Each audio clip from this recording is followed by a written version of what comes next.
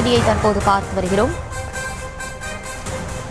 சென்னை கீழ்ப்பாக்கம் அரசு மனநல காப்பகத்தில் கொலை நடைபெற்றிருப்பதாக ஒரு தகவல் கிடைக்கப்பட்டிருக்கிறது. அண்மை செய்தி, மனநலம் பாதிக்கப்பட்ட மற்றொருவரின் செயலால் அதிர்ச்சி ஏற்பட்டிருக்கிறது.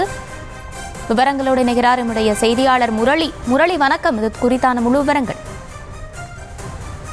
வணக்கம் அஸ்வினி. கீழ்ப்பாக்கம் அரசு மனநல மருத்துவமனையில் கிரிமினல் வார்டில் அனுமதிக்கப்பட்ட 2 கொலை கைதிகளிடையே ஏற்பட்ட மோதலில் ஒருவர் அடித்து கொலை செய்யப்பட்டிருக்கிறார்.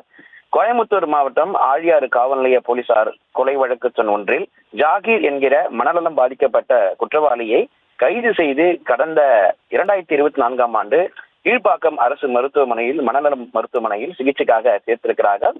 அதே மருத்துவமனையில் தென்காசியை சேர்ந்த மனநலம் பாதிக்கப்பட்ட அரவிந்த் சாமி என்கிற இளைஞரும் கொலை வழக்கு ஒன்றில் கைதாகி கடையம் போலீசாரால் கடந்த மார்ச் மாதம் இதே மருத்துவமனையில் சிகிச்சைக்காக அனுமதிக்கப்பட்டிருக்கிறார்.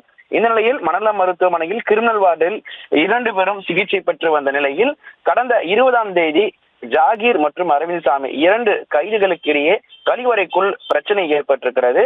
அப்பொழுது அரவிந்த் சாமி ஆத்திரத்தில் ஜாகீரை அடித்து காலால் எட்டி உதைத்திருக்கிறார். இதில் கன்னம் மற்றும் கழுத்து பகுதியில் பலத்த காயம் ஏற்பட்டிருக்கிறது. உடனடியாக சக மருத்துவர்கள் ஜாகீர் அலற சத்தம் கேட்டு மேல் சிகிச்சைக்காக ஸ்டான்லி அரசு மருத்துவமனையில் சிகிச்சைக்காக சேர்த்திருக்கிறார்கள். இந்த நிலையில் மருத்துவமனையில் சிகிச்சை பெற்று வந்த ஜாகீர் நேற்று இரவு சிகிச்சை பலனின்றி உயிரிழந்திருக்கிறார். பின்னர் இந்த கொலை சம்பவம் தொடர்பாக மனநல மருத்துவமனை மருத்துவர் சுமித்ரா என்பவர் தலைமைச் செயலக காலனி காவல் நிலையம் போலீசாருக்கு தகவல் தெரிவித்திருக்கிறார். தற்பொழுது அந்த போலீசார் வழக்கு பதிவு செய்து விசாரணை நடத்தி வருகிறார்கள். அஸ்வினி,